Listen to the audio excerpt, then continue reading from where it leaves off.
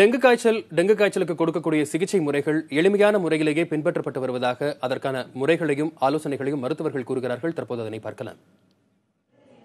பொதுவாக அதிக காய்ச்சலுடன் மருத்துவமனைக்கு வருவோருக்கு முதல் 3 நாட்களுக்கு காய்ச்சலுக்கான சிகிச்சை அளிக்கப்படுகிறது. பின்னர் உடலில் நோய் எதிர்ப்பு சக்தி கொண்ட வெள்ளை அணுக்களின் மொத்த அளவு பரிசோதனை செய்யப்படுகிறது.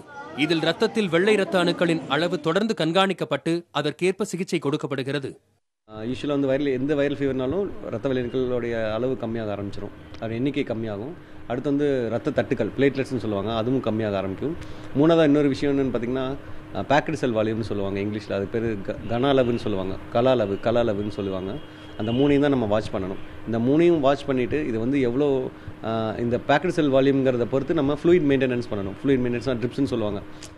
இரத்த வட்டுக்கள் அளவு 40,000க்கும் குறைவாக இறங்கும் போது புதிய இரத்தமோ அல்லது இரத்த வட்டுக்கள் நிறைந்த பிளாஸ்மாவோ உடலில் ஏற்றப்படுகிறது.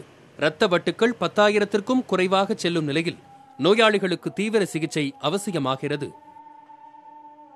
குழந்தைங்களுக்கு இதே கூட நிமோனியா காய்ச்சலோ கூட வேற ஸ்க்ரப் டைஃபஸ்ன்னு சொல்லுவோம், அந்த மாதிரி காரியங்கள் கூட கோமார்பிடிட்டிஸ் இந்த மாதிரி இருக்க குழந்தைங்க கூட ஆன்டிபயோட்டிக் கொடுக்க அவசியம் இருக்குது.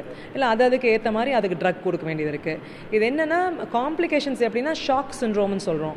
ஒவ்வொருத்தருக்கு இதனால மூளை பாதிப்பு ஏற்படலாம், அதே மாதிரி ஈரல் பாதிப்பு ஏற்படலாங்க. ஒவ்வொருத்தருக்கு யூரின் ஒழுங்காக வரையாமல் கிட்னி பாதிப்பு ஏற்படலாம். ஸோ அந்த டெங்கி அதனோட காம்ப்ளிகேஷன்ஸ்னால எந்த உறுப்புனாலும் அட்டாக் பண்ணும்.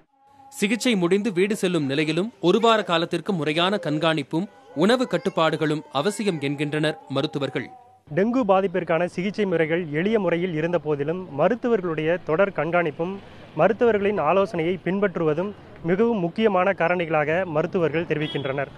புதிய தலைமுறைக்காக திருப்பூரிலிருந்து ஒளிப்பதிவாளர் ராஜாவுடன் சுதீஷ்.